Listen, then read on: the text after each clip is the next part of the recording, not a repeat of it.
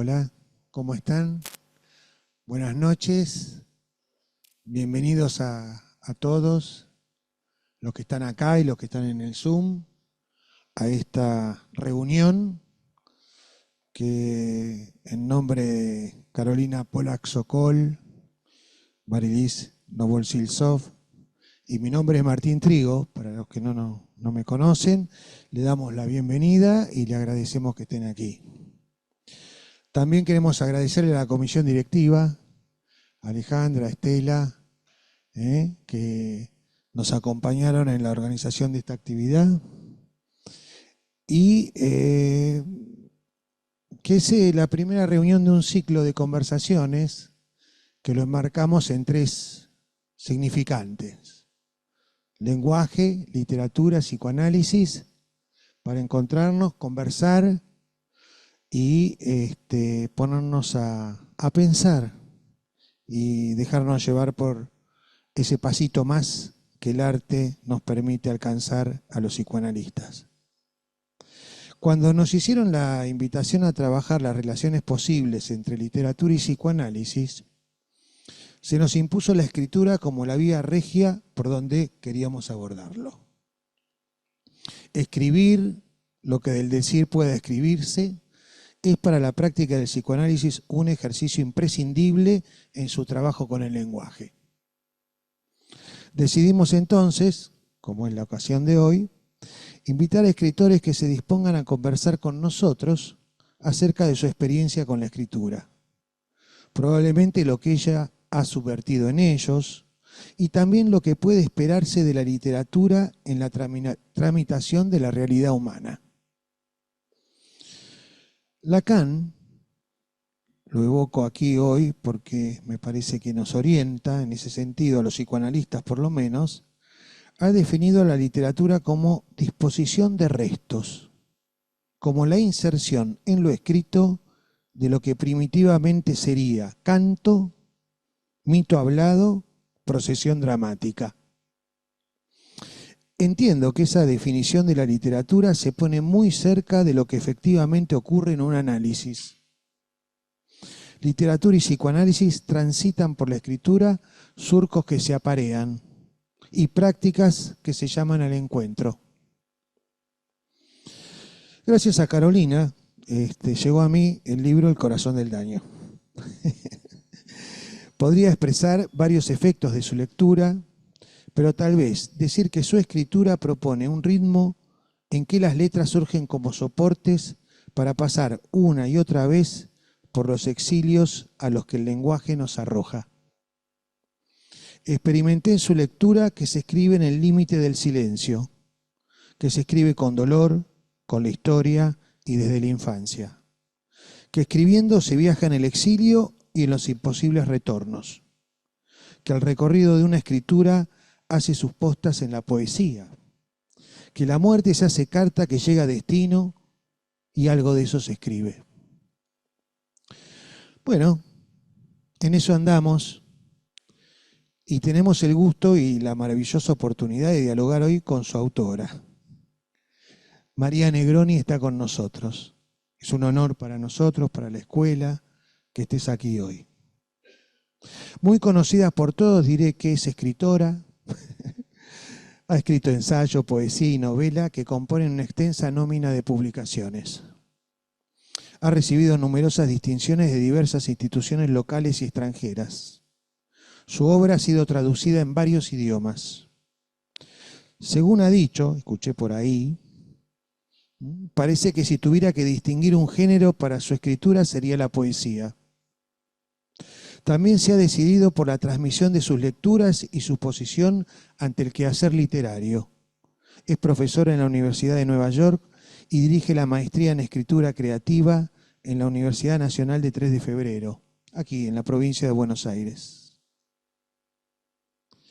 Antes de comenzar con nuestro diálogo, al que nos va a incitar Carolina Polak-Sokol, tomo un pequeño recorte del libro, El corazón del daño, en el que la autora presenta a una escritora. La palabra dice así: La palabra nace siempre de un deseo de mutismo, odia las normas, escribe frases que son ladridos y también plegarias. En cuanto a mí, siempre busqué desmarcarme. Escribí poemas que son prosas, ensayos que no creen en nada, biografías apócrifas y hasta 12 engendros de novelas que proliferan hacia adentro como una fuga musical. El cambio de estilo es un rasgo de obsesión. También armé pequeños teatros, cajitas con recuerdos y adivinanzas para pequeños príncipes, porque la poesía es la continuación de la infancia por otros medios, y la miniatura un objeto transportable, ideal para los seres nómades. Por supuesto, no hice más que girar en torno a un único paisaje. Muchas gracias, María, por aceptar nuestra invitación. Le paso la palabra a Carolina, que va a abrir el diálogo de esta noche. Gracias, Martín, gracias a cada uno y a cada una por estar y fundamentalmente gracias, María, por aceptar nuestra invitación. Bueno, vamos a hacer una primera pregunta para que conversemos y me parecía que podíamos empezar con una pregunta que leemos en El Corazón del Daño, que El Corazón del Daño la escribe y la aborda, que es... ¿se puede escribir la experiencia? A nosotros como psicoanalistas esta pregunta nos resulta crucial porque, también es una superficie de escritura, un análisis, aunque sin papel. Y me parece que es una pregunta hermosa, así que si tenés ganas de hablar de eso. Sí.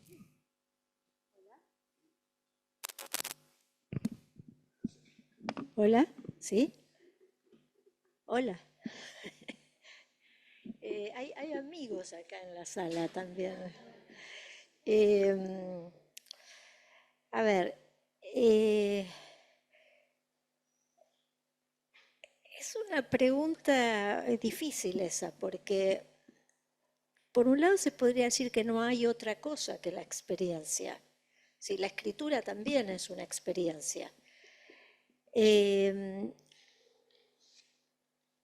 Yo siempre recuerdo cuando me hacen esta pregunta que el poeta argentino Juan Gelman, de quien tuve el honor de ser amiga, me dijo una vez: María, la poesía es la ceniza que cae del pucho, ¿no?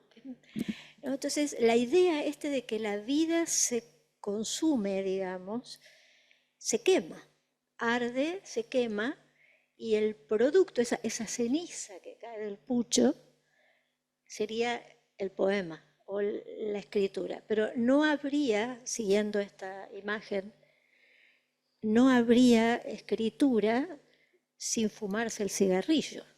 Así que además nadie lo puede evitar porque la vida no podemos no vivirla.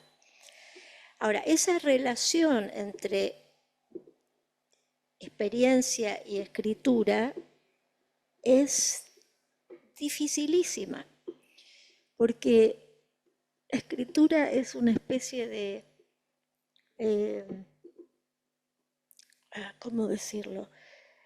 Me viene la imagen así como una especie de maestro muy exigente, ¿no?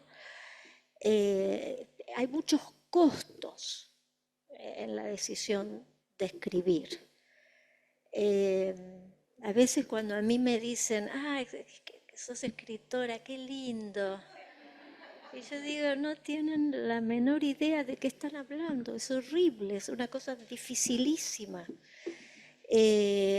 Entonces, es una relación complicada. Poder hacer, como integrar todos los aspectos de la experiencia, que además son muchos en cuanto a número, y también son medio como a veces contradictorios o que se autoeliminan, o sea, cómo se combina en una misma persona, por ejemplo, y sobre todo si esa persona es una mujer, que es mi caso, cómo se combina no sé, ser madre, con ser la amante de alguien, amar, no solamente ser la amante o la sexualidad, el amor, y después paso a cosas más básicas y cotidianas, como ir al supermercado, ir al gimnasio, ocuparse de la comida, etcétera, etcétera. ¿Cómo se hace? Supongo que esto se manifiesta también, cómo se combina todo eso con ser una profesional, en el caso de ustedes, ¿no? Con la práctica psicoanalítica. Pero en el caso de la escritura, muchas veces es muy difícil hacer convivir eso, es muy difícil. Yo durante mucho tiempo, creo que lo cuento en el libro, que me pasaba como buscando modelos exitosos, entre comillas. Decía, a ver, qué mujeres escritoras que me precedieron puedo tomar como modelos. Y era tremendo lo que encontraba, porque o encontraba a escritoras suicidas, que hay muchísimas, o escritoras, hablo de escritoras porque es el campo, ¿no? Pero se puede ver en artistas también, que nunca habían tenido hijos o que habían decidido o no habían tenido parejas. En fin, hay un montón de casos complejos, por decirlo de alguna manera. Entonces, la cuestión de la experiencia y la escritura es complicada. Ahora, yo creo que tu pregunta apuntaba a otra cosa, que es si lo pesqué, ¿no? Que No vos, importa dónde apuntaba vos, seguí nomás. bueno, sí, porque lo mío va más como a una cosa de más práctica, ¿no? Lo tuyo creo que iba más hacia si la experiencia se puede plasmar en la palabra escrita. Y ahí, no sé, todo lo que vaya a decir esta noche está como, es un borrador, porque a veces no sé bien cuál es la respuesta, pero yo diría eh, que también hay una cosa muy, muy difícil de resolver con la palabra. ¿Qué puede hacer la palabra? ¿Nos puede consolar la palabra? ¿Puede servir de catarsis de algo? ¿Puede llenar la falta? Porque yo siempre digo, ¿no? Uno escribe a partir de una carencia, o sea, no hay escritura con plenitud. Pasa que la plenitud, podríamos decir, no existe. Pero en principio, la palabra siempre viene a ser una especie de sustituto insuficiente. O sea, se produce como una especie de simulacro de compensación. Pero eso tiene patas cortas, dura poco. Entonces, bueno, eso se puede ver como uno lo puede ver de distintas maneras, lo puede interpretar como una especie de fracaso inherente de la escritura y también lo puede ver como una especie de don, porque en la medida en que esa falta, que es una falta, bueno, no se los tengo que decir a ustedes, saben más que yo, mejor que yo, pero que es una falta casi existencial, ¿no?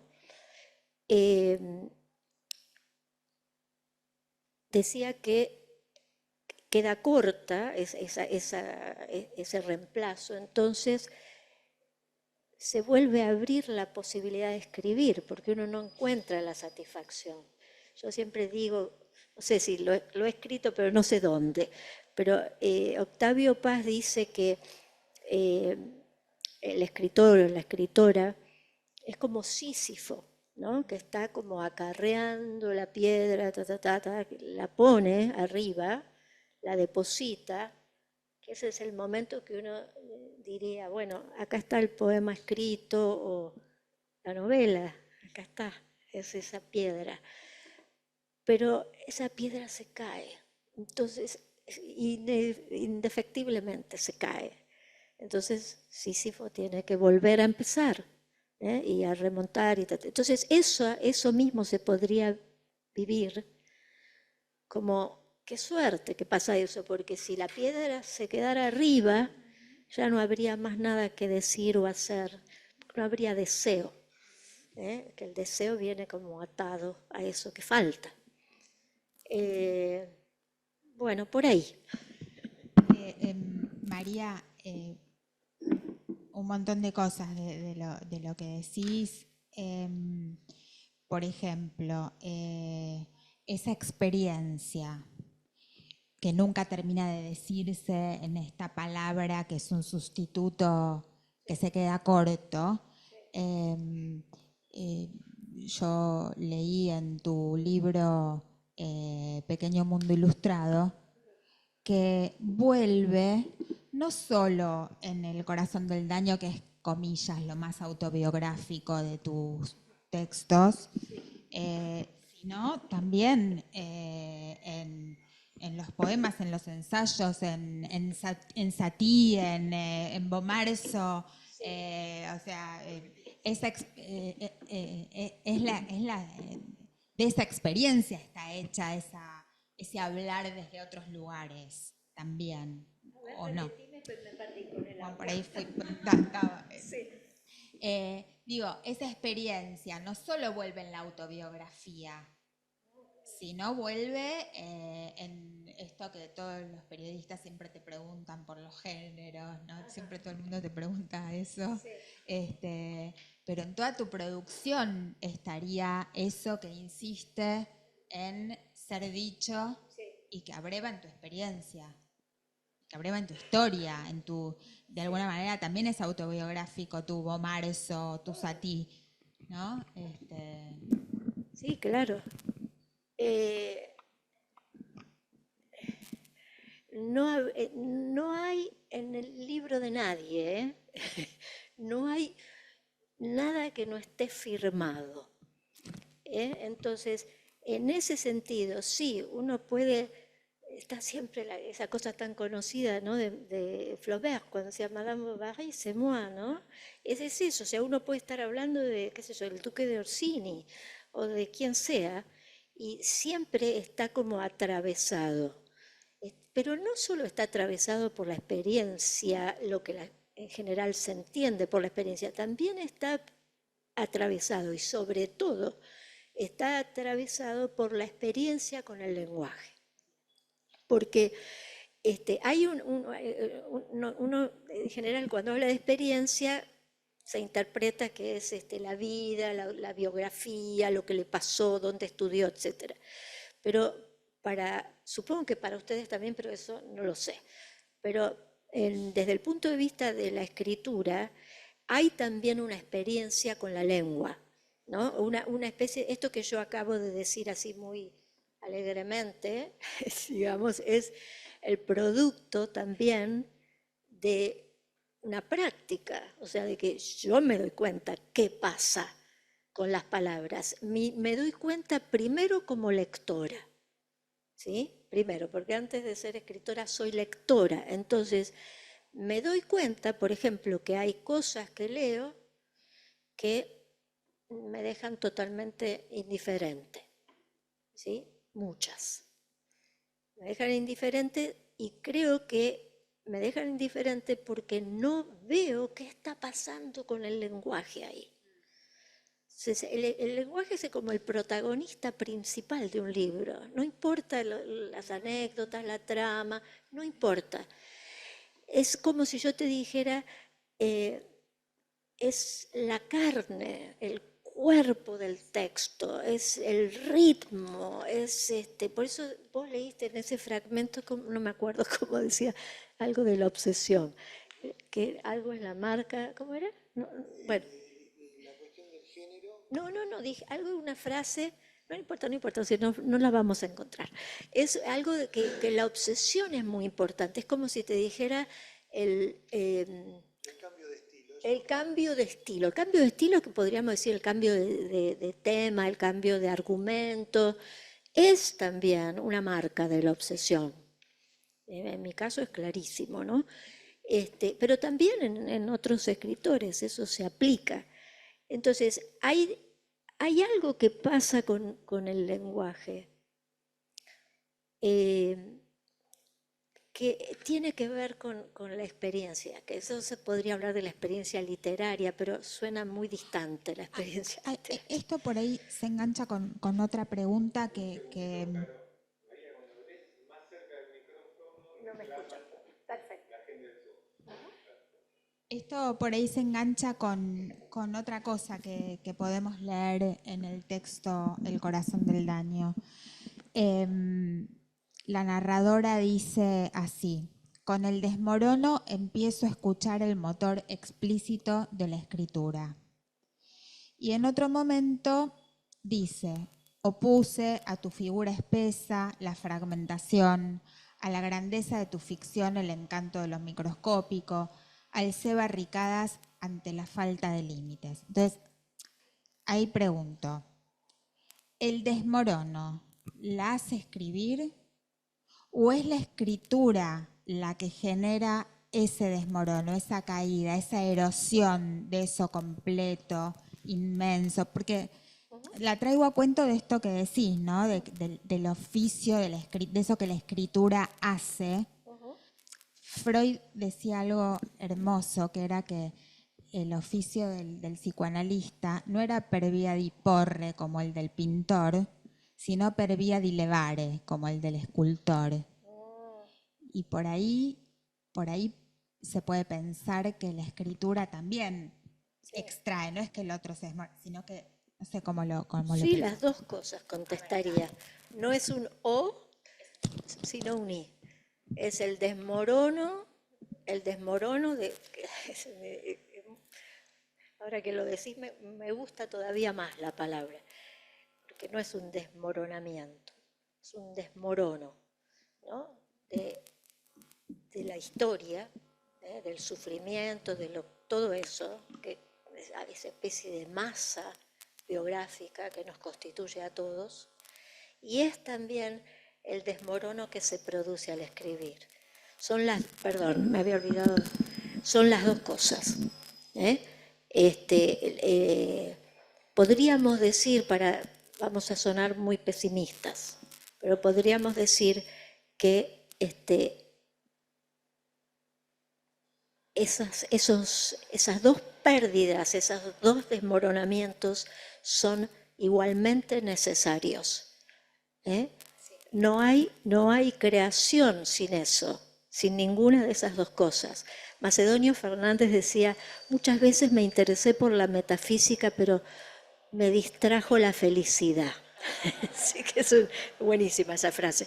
Entonces, obviamente, el aspecto, ese aspecto de la pérdida, de la caída, de la experiencia, más lo que pasa en el trabajo del que produce la escritura misma, porque la escritura está todo el tiempo. Yo digo, cuando digo que es un personaje, no es una metáfora, es una presencia la escritura. La escritura dice también: por aquí no, o esto no alcanza, o así no, ¿no? Y insiste hasta que encuentra cada libro, yo diría, como una especie de momento en que la obsesión que está dándole el empuje a lo que se escribe se encuentra milagrosamente con su forma, ¿sí? Que es una forma que varía de libro en libro. En el momento que esa forma aparece, uno dice: acá hay un libro posible. Pero mientras tanto, la escritura se queja. O sea, no es que está diciendo así, está todo fantástico. No alcanza. Supongo que debe pasar no supongo, pasa en el psicoanálisis también. Pasa.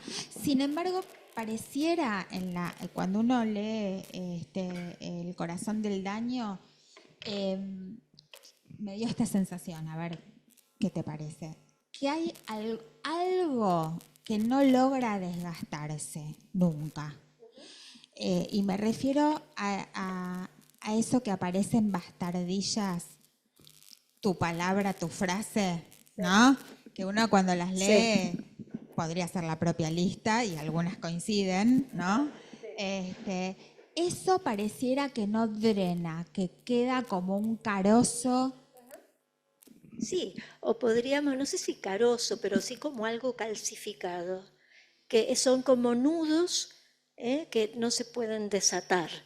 Es tan fuerte, porque además las palabras son criaturas vivas, ¿no? O sea que cualquier cosa, no es lo mismo. Yo digo siempre en mis clases que los sinónimos no existen.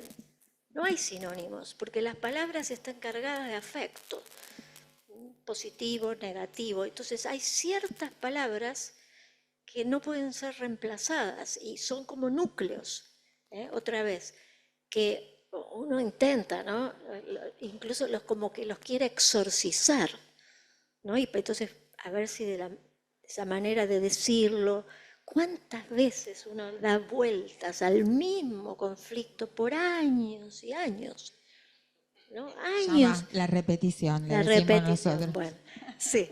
Entonces, hay como, yo diría que son como, sí, como partículas, como las partículas elementales, pero partículas, sí, obsesivas, calcificadas, que son imposibles ¿cómo dijiste? Y se aparecen de pronto, Sí. que no drenan, decía Drenan, yo, sí, no drenan. drenan, son Sí, esos sí, como cálculos, ¿no? sí, Que total. piedras. Ajá, ¿eh? sí,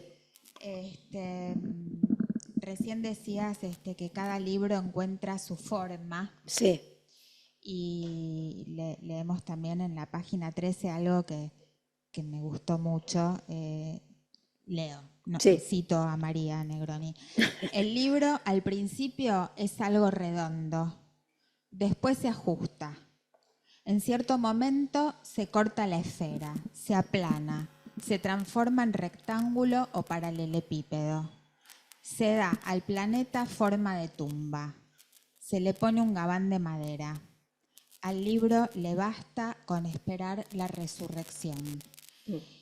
Nosotros tenemos un amor por la topología que nos legó Lacan, y entonces esto de que es algo redondo, que de pronto se pone en plano, lo que decías recién, que encuentra su forma con este paseo que haces por los...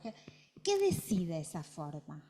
Bueno, ¿Cuándo? primero, perdón, pero esto no lo podemos dejar así nomás. Porque la forma esta que encuentra, el gabán de madera, es un cajón, un féretro. Entonces acá esos 5 renglones son un temazo, que es la relación entre la escritura y la muerte. Porque el problema también con la palabra, porque, a ver, ustedes son psicoanalistas y entiendo yo, y además no hace falta que diga que siendo argentina, conozco psicoanálisis, sí, no, es extraordinario, no. Es una experiencia muy importante para mí, pero lo que quiero decir es que me perdí lo que iba a decir. Estamos con la muerte. La escritura y la muerte. El gabán de madera, sí. Nada menos que eso. Claro, lo que quiero decir es que hay una... No, lo que decía es que ustedes pretenden o buscan, no sé si es la palabra adecuada, pero vamos a decir curar, ¿no? Bueno. En el caso de la escritura, tenemos como una especie de paradoja terrible, que es, yo dije antes que la palabra viene a cubrir una falta, ¿sí? Pero a la vez hay una paradoja espeluznante, diría yo, que es que al reemplazar esa cosa ausente, es como si la terminara de matar. Entonces, hay como una especie de ida y vuelta entre ese afán de revivir, ¿no?, de algo que se está como muriendo todo el tiempo. No lo sé explicar muy bien, pero no importa. Eso es lo que siento, y de hecho en la literatura eso se ve, hay montones de cuentos en donde ese precio de muerte que hay que pagar para que la obra de arte exista está explicitado, ¿no?, en el retrato oval de Edgar Allan Poe, por ejemplo, que está el pintor pintando a la modelo y hasta que hermosa, cada vez más hermosa, cada vez capta más la realidad de esa modelo que es su esposa, y cuando dice, ya lo tengo, ¿no?, la pude captar, la pude traer a la vida, porque todo creador o creadora lo que quiere ser, como decía Vicente Huidobro, el poeta chileno, es ser un pequeño dios. Pigmalión, exacto, ¿no? O sea, total. Entonces, la idea es que cuando la logra captar en la obra de arte, la musa, la modelo, que es su amada, supuestamente, porque ahí está lo que hablábamos antes de arte versus vida, ¿no? Pero bueno, es la esposa, se muere. Si no se muere la musa, se muere muchas veces el creador. Entonces, a veces tampoco los creadores no solamente son artistas, a veces son científicos. Como Frankenstein, sí, o el otro, el Mr. Jekyll y Hyde, ¿no? Entonces, hay como una especie casi yo diría, de negocio turbio todo el tiempo, muy presente. Por eso decía antes que escribir no es que lindo, porque uno está como todo el tiempo en esta especie de casi cornisa, ¿no?, donde se está tocando todo el tiempo esos dos aspectos, ¿no?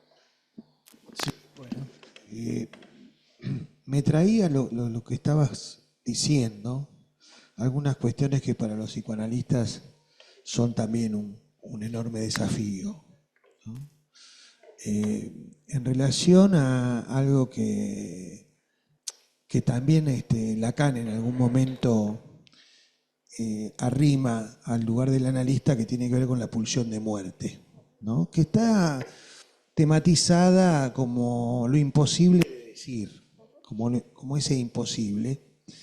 Y hay una figura que aparece en la práctica del análisis muchas veces, que es la del silencio, ¿no? Pues si te analizaste también y seguramente hiciste esa experiencia. A mí me sorprendió también encontrar esto relacionado a quien escribe, el silencio, ese punto inaudible sería, ese punto de límite, cuando, por ejemplo, escribís o la autora escribe, quien escribe calla, quien lee no rompe el silencio, ¿no? Porque el silencio para la práctica del análisis también implica para el analista poner en suspenso su subjetividad, deshacerse de su subjetividad para ofrecer un silencio donde pueda primar la palabra del analizante. Es un ejercicio que el analista lo tiene que hacer. A la hora de escribir, ¿qué se calla? Lo que se calla, me parece a mí, es lo único que importa, lo que no se puede decir, ¿no? O sea, el silencio es eso a lo que tiende toda escritura. El sueño dorado de todo artista, de todo escritor, me parece, sería escribir un libro sin palabras. Un libro sin palabras. Un libro que pudiera escribirse solo, no sé cómo decirlo, el famoso libro blanco de Mallarmé. No hay otra cosa que importe. Yo no sé, no sabría explicar en términos teóricos qué sería la pulsión de muerte, pero definitivamente si eso es la pulsión de muerte, está en primera fila en la escritura. Perdón, no sé si estoy diciendo algo que está muy mal. Pero sí, porque obviamente uno quiere ir a ese lugar donde ya no hay palabra que reponga nada. Ese silencio es como un lugar de llegada, es también, a veces puede llegar a ser una posibilidad de reconciliación, de aceptación. No, estoy inventando, la verdad que me siento como un poquito con miedo. Eso es lo que nos gusta, por favor, no tenés que teorizar nada, no te llamamos para eso, al contrario, Okay. Estamos bastante cansados de eso y por eso estamos Bueno. muy contentos de que vos vengas, Bueno. para que no teorices nada. Bueno. Ya que estamos por la zona del silencio, la pulsión de muerte. Perdón, acá hay una cita en el libro que es una frase de Guimarães Rosa que querría recordar, que él dice, el silencio es uno mismo demasiado. Tremendo eso, ¿no? El silencio es uno mismo demasiado. A eso va la escritura, a eso va también, me parece, la experiencia de la vida. La palabra nace siempre de un deseo de mutismo. También una gran pregunta se me hizo con eso, no sé qué decís. Bueno, estaba diciendo, ¿no?, que el silencio es como una aspiración, exacto. Es una aspiración porque, bueno, acá sí me entro en una dimensión totalmente inexplicable.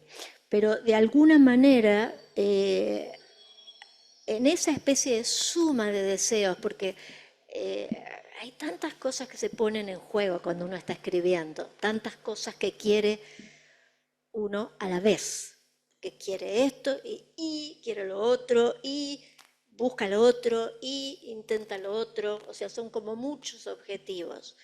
Pero básicamente lo que busca es eso que se le está escapando todo el tiempo. Yo uso muchas veces la figura de los héroes de las épicas antiguas que bajan, todos hacen su viaje de descenso a los ínferos, que vienen a ser el inconsciente, ¿no? O sea, ir a buscar eso que no sabemos. De ahí sale la escritura, no sale de ningún otro lado.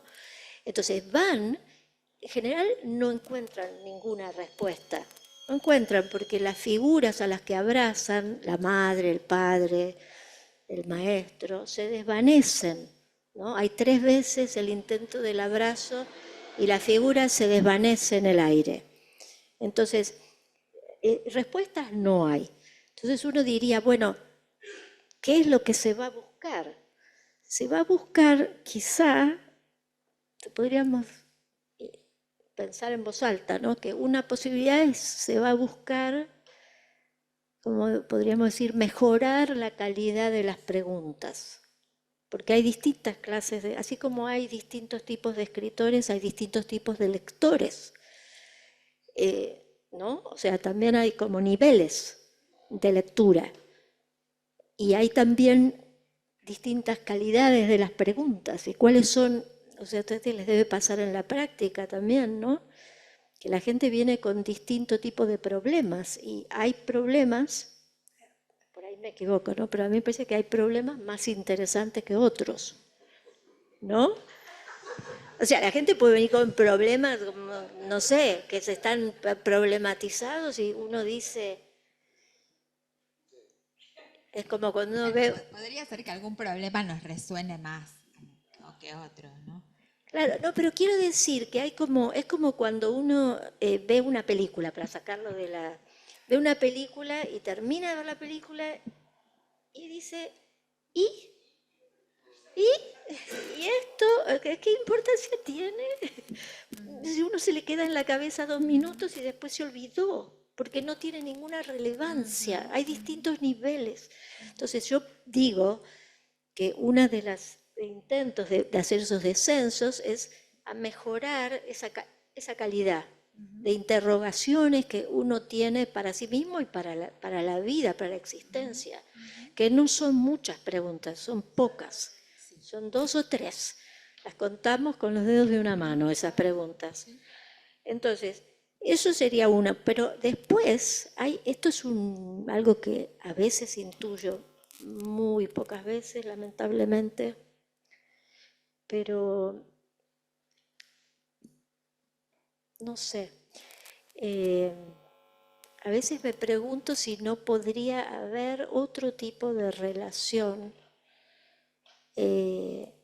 con el mundo,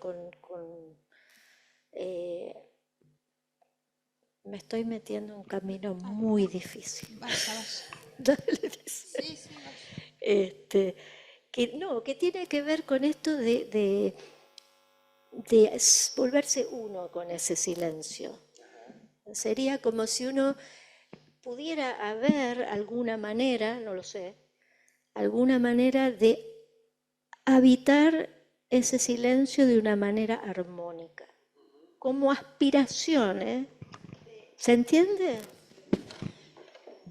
María, es muy lindo escucharte. Ay, gracias. ¿De verse uno con ese silencio o de vérselas con ese silencio? No, no es de vérselas con ese silencio, porque cuando uno llega a ese silencio, la confrontación se acabó. O se debería acabar. No, yo digo como, esto es una especie de utopía, ¿no? Que es como post, es después. Que no sé, supongo que creo que hay algunos artistas que lo han logrado. Algunos la llaman la experiencia abstracta. Sí, otros la llaman la experiencia mística. Sí. Son distintos modos de llamarla, pero hay como una especie de... No pasar sé. de un otro lado, no sin el lenguaje, pero más allá del lenguaje. Claro. ¿Algo así? Exactamente. ¿Sí? Sí, tal cual. Bien. Pero hasta ahí.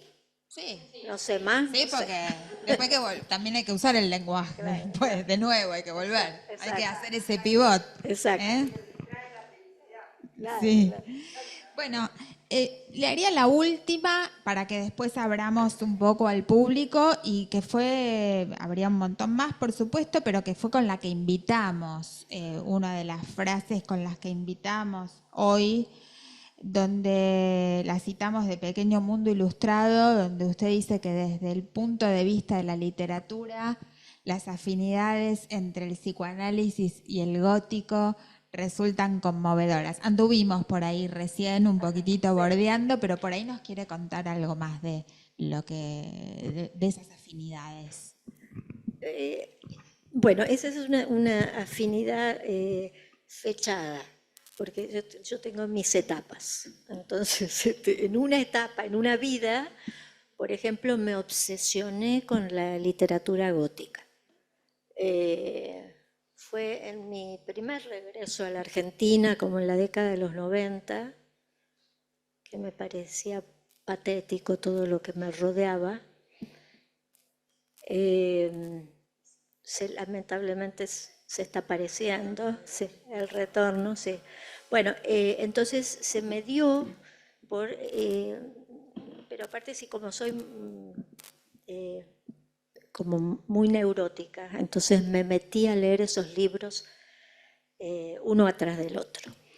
Y me fascinaron, porque todos estos héroes y heroínas del gótico, el género del gótico es un género con muchos tópicos muy claros, clarísimos, ¿no? Entonces hay siempre un estilo de morada, se puede decir que hay un castillo que está aislado, está la presencia de la noche todo el tiempo, la oscuridad, está en general los héroes o heroínas son huérfanos o huérfanas, o sea, hay una carencia afectiva tremenda en todos esos personajes, viven solos, aislados, generalmente en climas de frío de frío, ¿no?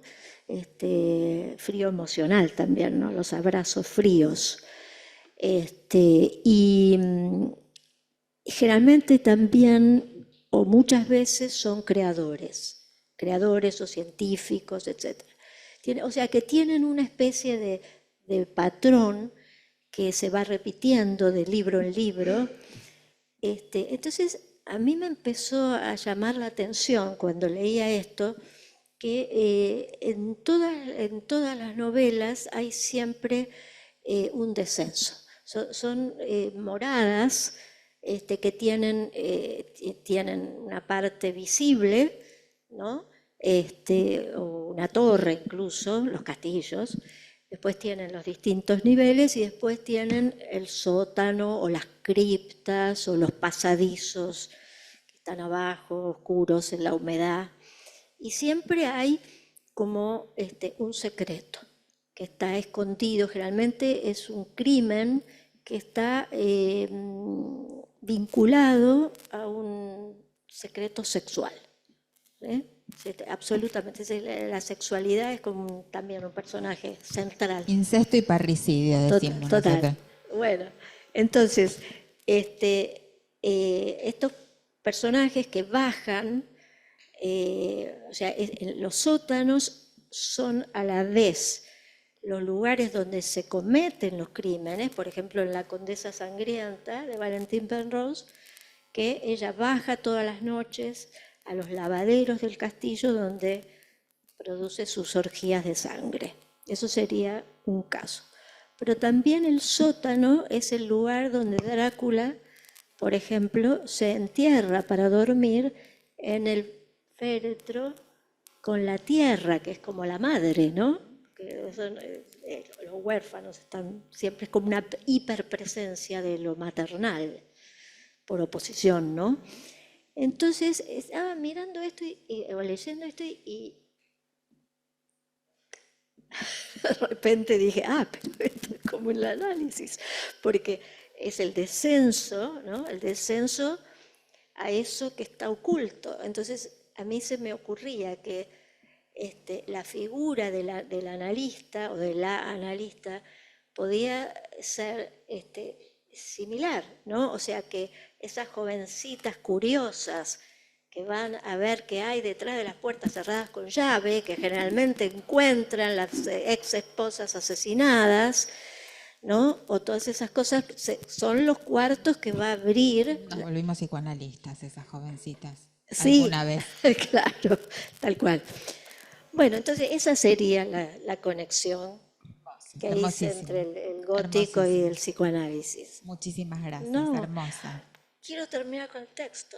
Tenemos el texto. ¿Lo querés leer ahora o primero las No, preguntas? las preguntas primero. Vamos sí. a darle un espacio. No, pero primero las preguntas y después por supuesto, escribió para nosotros. Obvio. Si escribió para nosotros. Bueno, vamos a darle espacio a las preguntas o los comentarios. Lo que les voy a pedir, por favor, que sean breves, así todos pueden participar.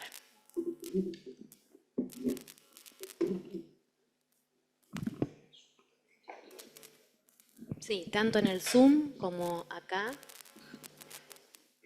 Pueden levantar la mano.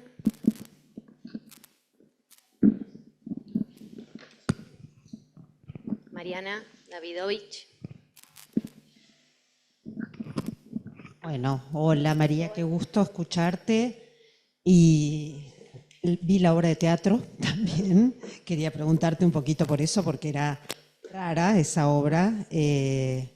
Gran actriz, Marilu Marini, pero bueno. Quería preguntar por planteás, más lejos, lo que planteás entre la confrontación y el silencio. Vos decís, el silencio viene cuando termina la confrontación. Sería llegar a un núcleo donde no más palabras y, no sé cómo decirlo, aceptamos lo real de lo que a cada una le tocó. Ahí llegaríamos al silencio. No sé, me parece que hay silencios, no hablaría de un silencio, pero estás hablando de confrontación y después decís, terminó. y lo ligás al silencio. Entonces me interesó esta cuestión de tantos silencios que uno piensa, pero vos hablas de uno en particular que yo lo pensaba en relación a lo que es un fin de análisis, tal vez, ¿no? Ese silencio donde se acepta lo real que a cada uno le tocó en suerte, de alguna manera. No con resignación, ¿eh? No, no, no, no, no. Gracias. No, gracias a vos. Te puedo decir que no sé cómo responderte. Sí, sí, se puede. Podés decir, porque además la posición que tuviste siempre Sí, fue cero dogmática, sí. me encantó, no vacilaciones, no viniste a dar una lección, así que sí, podemos volver. Sí, no, porque no sé muy bien cómo sería ese silencio. Es como no sé, sería una cosa como, sí, sí, que de alguna manera lo tengo como vinculado a- al agotamiento de la pelea. Algo así sería, ¿no? También, gracias.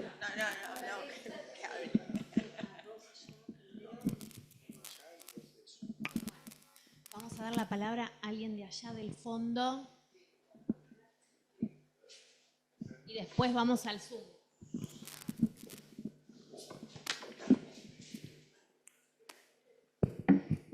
Bueno, María, una emoción escucharte.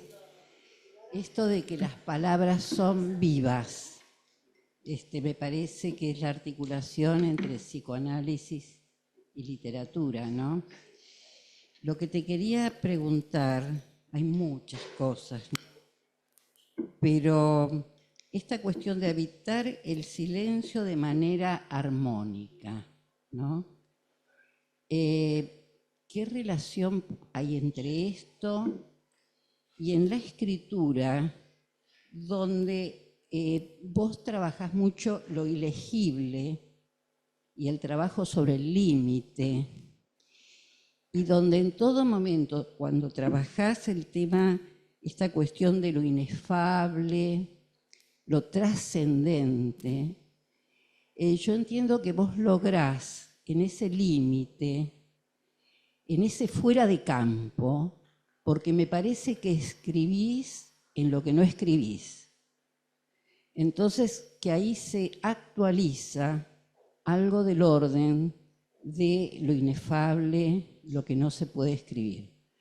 Entonces, la pregunta es sobre cuáles son las condiciones para poder escribir eso, digamos, ¿no?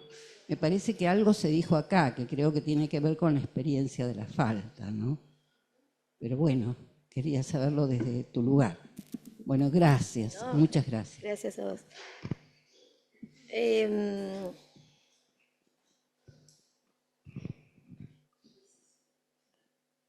Ay, no sé, porque estaba pensando que, primero, lo primero que me viene a la cabeza al escucharte es una frase que no está en el libro, pero que a mí me encanta, de Clarice Lispector, que cito mucho porque la admiro mucho, y ella dice: me gustaría que me lean en los renglones vacíos, ¿no? Eso es hermoso también, ¿no? Es como en los espacios entre las palabras, ¿no? Es como si pudieras leerte en lo que no está. Si el lector o la lectora pudiera reponer, adivinar, ¿no? Por eso, por ejemplo, esto es una anécdota, cuando la editora del libro, ¿no? De la editorial, me decía que la primera vez que publico, bueno, no es la primera vez, pero es en una editorial grande, ese libro salió en Random, ¿no? Entonces la editora me decía, la primera vez, digamos, que alguien me dice algo, porque en mi experiencia de publicación tengo muchos libros, pero nunca nadie me tocó una coma, ¿eh? O sea, jamás, o sea, como lo entrego, y también, pero la editora hizo un intento. Entonces me dice, pero María, vos te das cuenta, vos sos consciente que cuando vos contás la escena de la madre que lleva a la niña al club de póker, ¿no? Vos te das cuenta que vos podrías escribir 10 páginas sobre esto y lo cortás a los 3 renglones. Entonces, claro, efectivamente, yo no digo qué pasó. No digo si el padre se fue con ellas o no, si se pelearon, qué pasó después, pero es que no importa, no importa. O sea, la escena ya está. Con esas 2 frases que hay, suficiente. Entonces, hay también como una confianza en lo que puede reponer la lectura de un otro, ¿no? Y que se puede imaginar esa escena y completarla, no hace falta decírselo todo, ¿no? Exactamente lo que escribe el lector, que es y vamos a volver a citar a Macedonio, ya que estamos, que es genial. Dice Macedonio, en un buen libro, el lector se va, punto, se va a escribir. Es extraordinario, ¿no? Bueno. Es como que genera... Perdón, perdón. Ya está. Sí, abrimos al Zoom Isidoro Beck y Alba Flesler y Vanessa Starasilis. No los veo, no importa.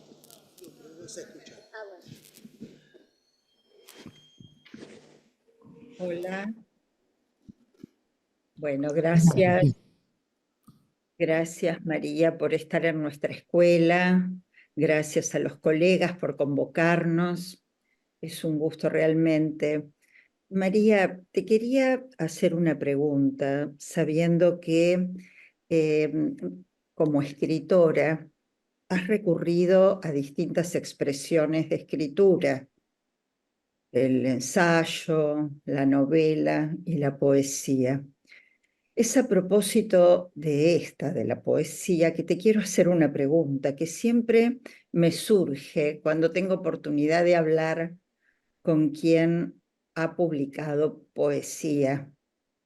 Y tal vez lo que me da pie y entrada para hacerte la pregunta es una cita de Proust que vos mencionás en El corazón del daño, cuando decís que la escritura es un acto solitario, como llorar.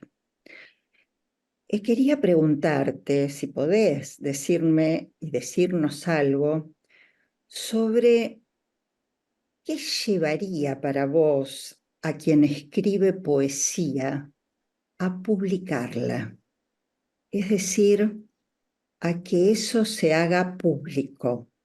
Lo entiendo mejor con el ensayo, con la novela, he podido pensar algo, pero con la poesía me insiste esa pregunta. ¿Podrías decirnos algo desde tu experiencia? Gracias. Gracias a vos, perdón que te doy la espalda acá, pero no me puedo mover. Ya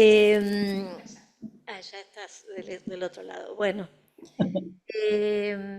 a ver. La poesía de todos los géneros literarios, en los cuales no creo, pero existen, es el lugar en donde la conciencia del lenguaje, de esta que hablábamos antes, es más evidente. Porque la poesía trabaja con el hueso de las cosas. O sea, hablábamos antes de cortar una escena en 3 renglones, pero la poesía a veces ni siquiera es 3 renglones. A veces todo el poema es 3 renglones. Entonces la poesía está de todas las expresiones de la escritura, es esa, digamos, que camina más en ese borde que hablábamos antes, ¿no? Más cercana al silencio, más invitadora de la participación de quien lee, la sugerencia, la sutileza, el matiz, o sea, la poesía es como si fuera un concentrado de escritura. Ahora, la pregunta de por qué publicar es muy interesante, pero yo no la reduciría a la poesía.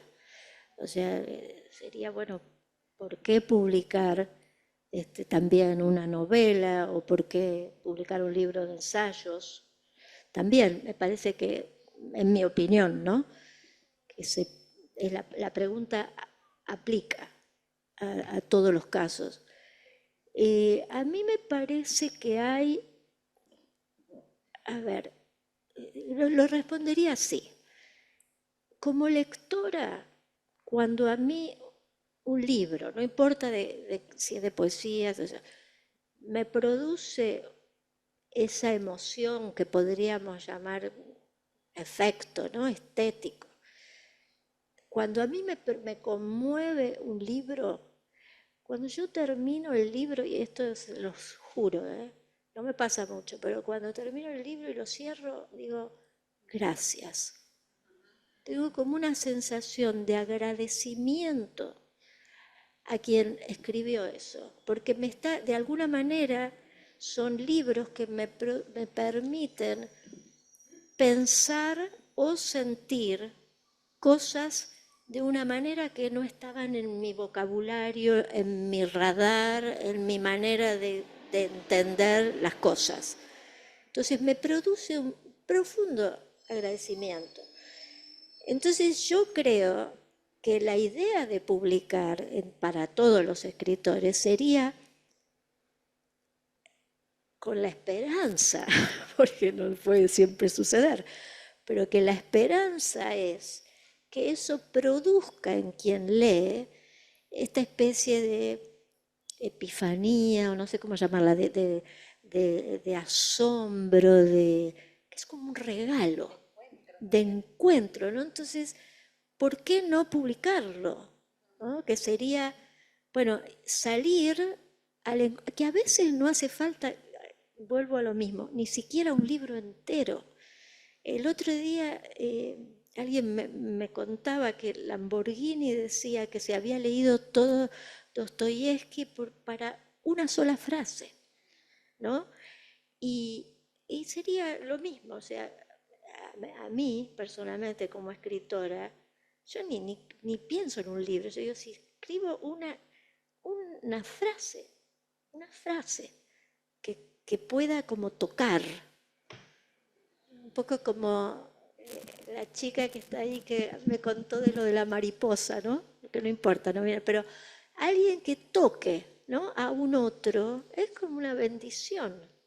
Entonces, ¿por qué no hacerlo? Esa sería mi respuesta. Sí, ahí agregaría, porque venía por el lado de la poesía también, un poco también por la pregunta sobre lo inefable, porque la reuní con esa pregunta que está en el texto, que es posible escribir lo que se vive, ¿no? Y realmente ese agradecimiento que decís que te produce la lectura está en las citas de distintos autores, ¿no? Como esta de Henri Mellonic, donde la poesía es la crítica que el ritmo le hace al signo y el afecto al concepto. Para nosotros es muy importante pensar en esto, ¿no? Porque efectivamente Lacan decía que las herramientas principales de la interpretación de un analista las extrae de la poesía. Me parece que tiene que ver con eso que decís, con producir algo que se vive en el acto mismo de la palabra que se escribe. Se vive ahí en cada uno, en cada quien, en cada uno que lee, ¿no? Y me llegó mucho lo que estabas diciendo recién. Bueno, y lo que vos decís también, o hablabas antes, de cómo se maneja en la sesión el silencio, que vos decías que el analista se tiene que como sustraer para que se pueda escuchar la otra persona. También a veces no es solo el silencio, sino la intervención de una palabra. Puede ser que ese es un efecto poético. Sí, de repente. cambio de tono. Claro, y ahí se produce, es como si fuera, que no es medible eso, no se puede medir, no es ni cuantitativo, ni productivo, ni eficiente, es como una cosa que se deposita ahí, ¿no? Es como cuando lees un poema, un inutensilio, tal cual, Como tal que el cual. afecto le resta al concepto, ¿no? Se produce ahí, ¿no? Y al mismo tiempo una experiencia que no subrayé demasiado, pero que fue muy intensa, es la del ritmo de tu escritura en el corazón del daño, ¿no? Como que hay una musicalidad que excede la posibilidad de la palabra también. Vanessa Starasilis. Sí, gracias. Bueno, María, la verdad que una emoción para mí escucharte y que estés en nuestra escuela hoy. Quiero decirte que he leído con mucho gusto El corazón del daño y en los últimos años vengo trabajando mucho la relación de la madre y la hija desde una perspectiva psicoanalítica. Entonces, verificar desde un otro discurso cuestiones que pensamos desde el psicoanálisis no sé, es un encuentro muy especial, digamos, y quiero agradecerlo. Y te quiero preguntar, pensando en esa novela, en ese libro, si vos pensás que uno narra lo que ya se elaboró o la escritura, mejor dicho, produce una elaboración a partir de la experiencia de la escritura misma. Y por otro lado, vos recién dijiste algo que, a ver, hay una frase de ese libro que yo digo, a mí me conmovió, y como recién decías, la frase del libro, me gustaría leerla nada más, y si vos querés decir algo, decís, pero si no, yo la leo nada más. Venías hablando del exilio, de tu exilio, y decías, ¿y si perdía el oído para percibir eso interno, desafinado y díscolo que se esconde siempre en la lengua materna, irreconocible de tan verdadero? No puedo explicar lo que me pasó cuando yo leí eso. O sea, es una frase que me tocó, como recién decías vos y quería decírtelo. Gracias. Bueno, gracias a vos. En cuanto a la primera parte de la pregunta, yo creo que un poco hablamos ya de eso. Yo creo que las dos cosas, que no es una cosa... ¿eh? Así empezamos, me parece. O sea que... a ver, ¿cómo lo dijo ella? Lo puede repetir ella, si quiere.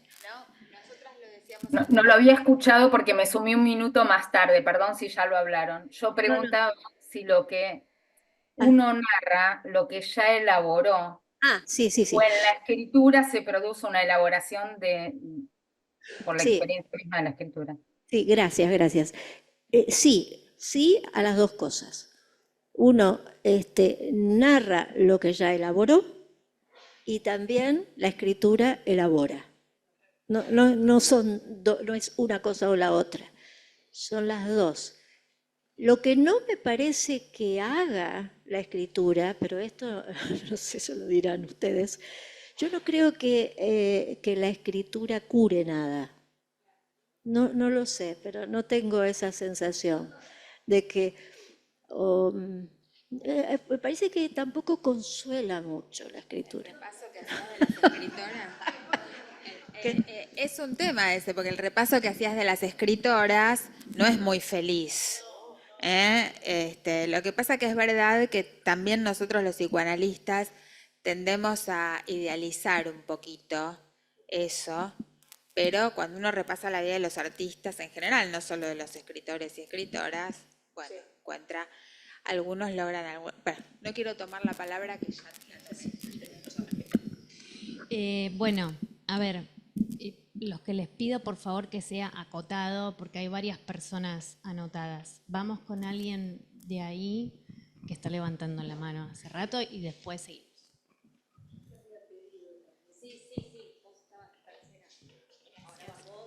Bueno, muchas gracias.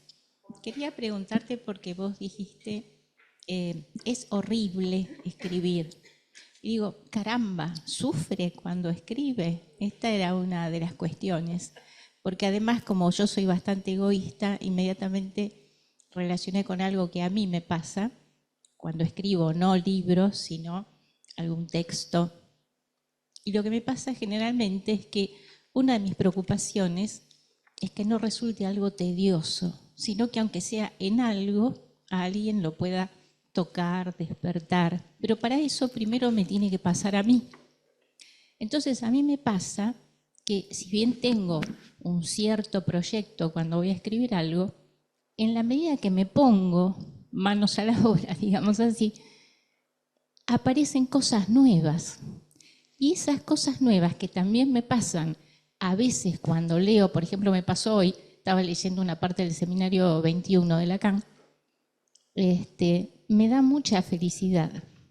Es decir, eso que además es obviamente que es efímero, pero que sea efímero no quiere decir que no tenga para mí una gran importancia, un gran valor y que me ayuda mucho a poder seguir. Entonces, por eso quería preguntarte, ¿no? Porque si bien es cierto que para mí, por ejemplo, sostener esta posición, digamos, de semblantear el A como analista es muy difícil, a veces es insoportable, pero tiene momentos de mucha alegría, diría yo, ¿no? Así que bueno, era eso. Muchas gracias. Sí, está bien porque a veces uno para salir del paso dice cosas así que son medio provocadoras, por ejemplo, escribir es horrible, pero siempre hay que matizar.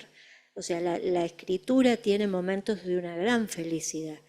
Por ejemplo, una de las cosas, vos decís, ¿sufre cuando escribe? No, cuando escribo no sufro. Es más, puedo empezar a las 2 de la tarde y de repente mirar el reloj y son las 11 de la noche y no tuve ni hambre ni nada.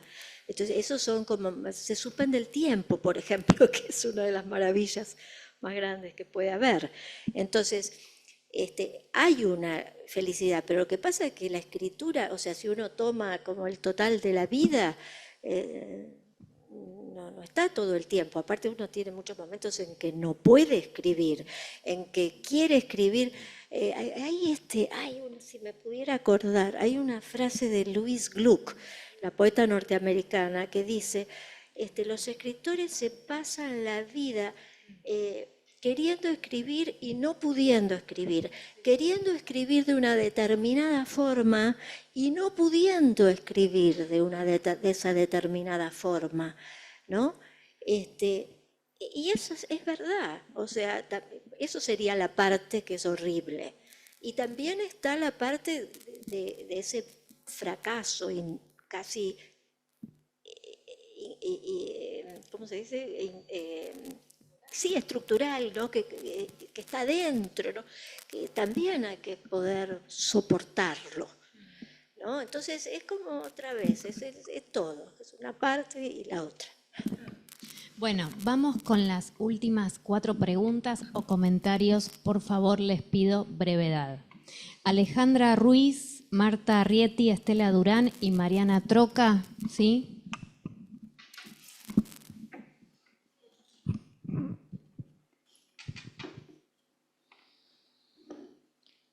Bueno, María, muchas gracias por tu exposición y por toda la entrevista, a Carolina y a todos. Pensaba mientras te escuchaba, hubo un trabajo que hizo Gamerro hace poco, comparando Thomas Mann con Kafka. Entonces, había una pregunta dirigida al realismo. ¿Dónde se daba cuenta mejor de la experiencia del nazismo, si era en Thomas Mann o si era en Kafka, ¿no? Ahí hay una cuestión entre la experiencia y el realismo que siempre con el realismo parecería ser que la referencia encubre el aspecto más ficcional o, si querés, artificial que hay en toda escritura. A mí me parece que El corazón del daño es extraordinario porque escapa a lo referencial, logra eso, que es bastante difícil y que vos como procedimiento lo instituís ahí. Me pregunto, porque digamos, uno ve esta madre que hay ahí y esta niña que ya hace literatura con esa madre que está ahí, que es una escritora. Entonces, bueno, un poco me acordaba y también me da cuenta de esta pregunta que te hicieron, de ese aspecto de que el escritor hace literatura con todo. Y esto hace, me acuerdo de Woody Allen, cuando vienen estos personajes, vienen los amigos y lo quieren matar porque dice, este se parece a mí, el otro se parece, ¿no? Es decir, que está ese aspecto del deseo del escritor, que yo creo que sin considerar el deseo del escritor, uno podría creer que la experiencia se narra sola. Pero si no está ese deseo, y digo, aún el encuentro con este punto, si querés, de la inexistencia del otro, de lo indecible, ese momento de casi epifánico, aún con eso un escritor puede hacer literatura, digamos, ¿no? Pero entiendo, el psicoanálisis va por otra vía y desde ya que Freud dice la cura viene por añadidura, el psicoanálisis nunca busca la cura viene por añadidura, y ¿qué es lo que uno hace con eso incurable? Digamos, es el punto, ¿no? Pero te quiero preguntar, ¿cómo es el deseo del escritor? ¿Qué pensás del deseo del escritor? ¿Qué pregunta? ¿Cuál es el deseo? Dale. Marta Arrietty, breves, por favor. María, muchísimas gracias. Quiero decirte esto, estoy muy emocionada de estar hoy acá y que yo te empecé a leer, a seguir, a partir de una entrevista que salió en el diario La Nación ya hace tiempo, donde decís esto de que la literatura busca mejorar la calidad de las preguntas. Yo diría la calidad de las preguntas que uno se hace en la vida, en esa vida que hay que vivir, digamos, ¿no? Para tener una existencia digna. Esto por un lado, y por otro lado, en esa entrevista hablabas cómo se pasa, por suerte, poder salir a través de la poesía o de la escritura, digamos, de lo unívoco a lo equívoco. Esto que vos decías, puede ser eso, lo otro o lo de más allá. Eso te quería súper agradecer, porque te menciono en mi próximo libro.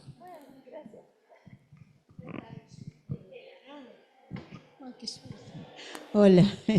Bueno, María, realmente conmovedora. Te voy a decir, la obra de Marilí, como decía Mariana, Mariana Davidovich decía conmovedora la obra de Marilú Marini y lo que vos, digamos, transmitís hoy también, como una generosa humildad que nos da realmente, nos deja mucho y te lo súper agradezco a vos y a ustedes que la invitaron para deleitarnos. Y por otro lado, tomaba algo de lo que dijeron en relación a la hija esta, que puede hablar de la madre que tuvo, más o menos digo, en algo, nosotros también nos dedicamos a eso, de, bueno, hacer algo con los padres que tuvimos, y me parece que si bien hay una diferencia, a mí me gusta siempre pensar que entre el psicoanálisis y el arte, literatura o lo que fuera, también, por lo menos desde mí, hay un ida y vuelta. Por eso yo también lo hago como, ¿se escucha?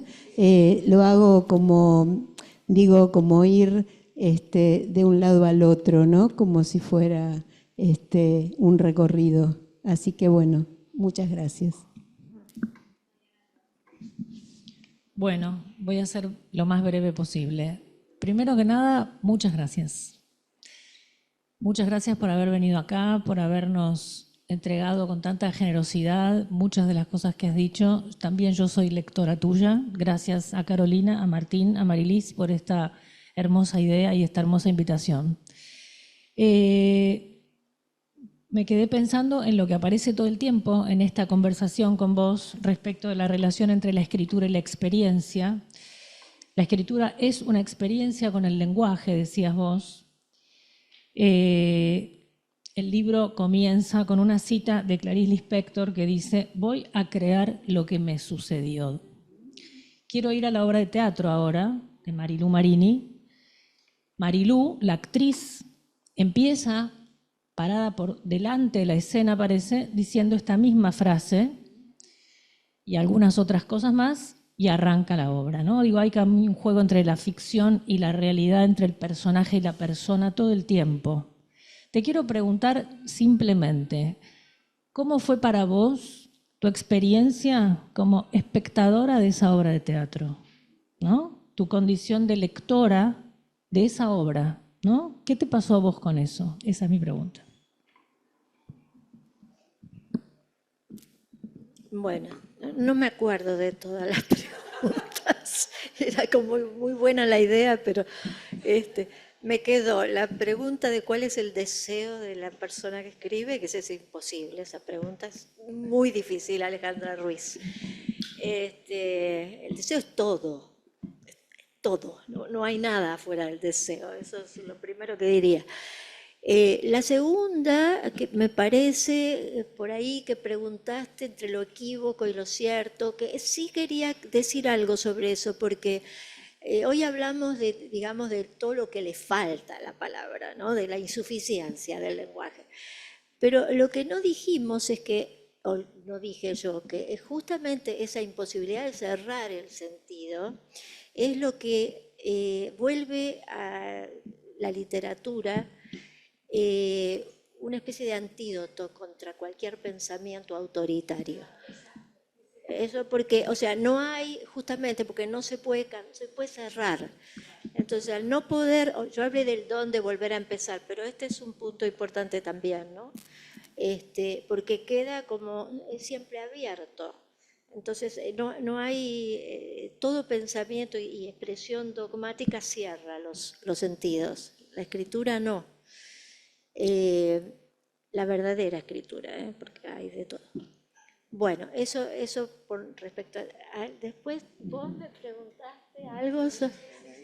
la hija que habla de la madre. Sí.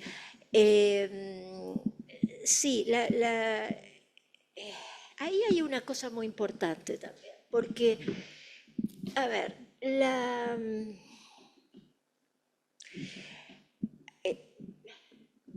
no sé cómo decirlo, pero hay como una especie de disputa en el libro, cuando la narradora dice la madre siempre fue la dueña del lenguaje, ¿no?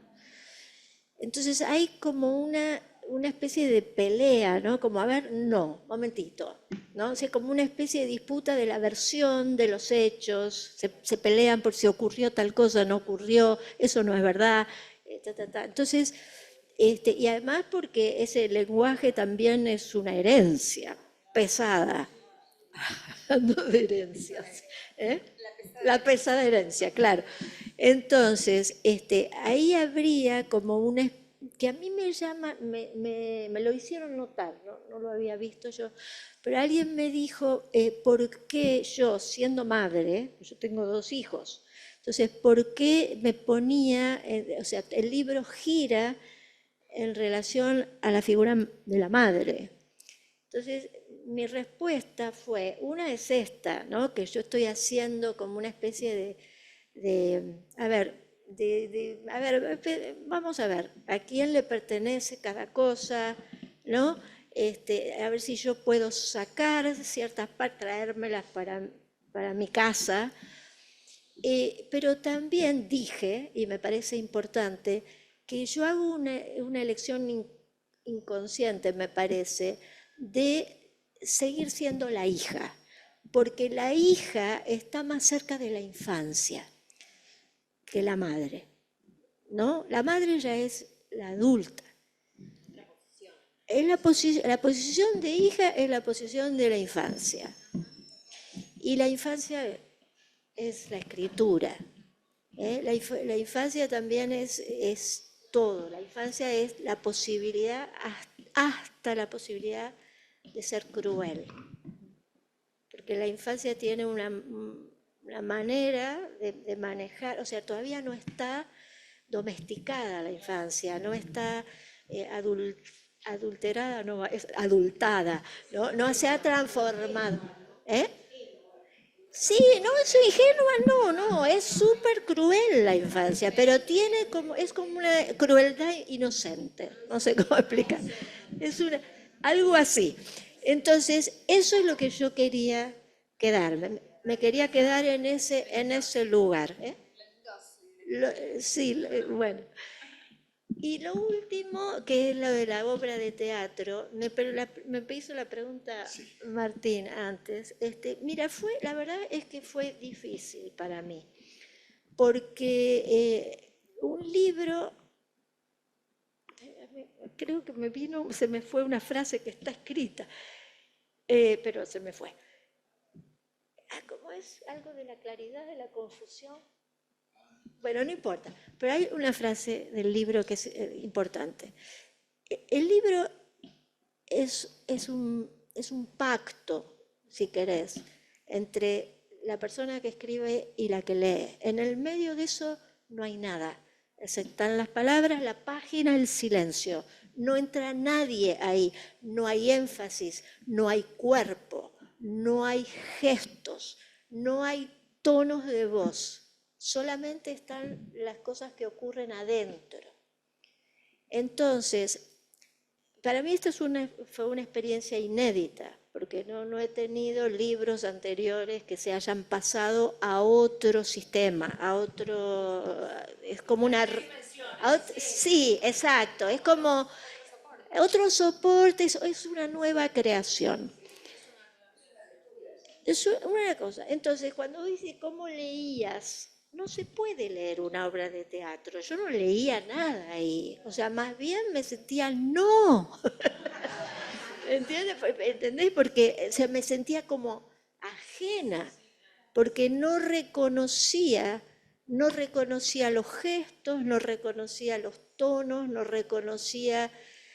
Siendo que la adoro a Marilu Marini, o sea, no me pareció que me estaba bien, como después hice las paces y dije, bueno, es otra cosa. Es otra cosa, sí. A mí como lectora de tu libro me pasó algo parecido con la obra de teatro. Claro, bueno, pero eso es individual, cada uno... yo tuve que como que... Sí, como dice en inglés, let go. Gracias.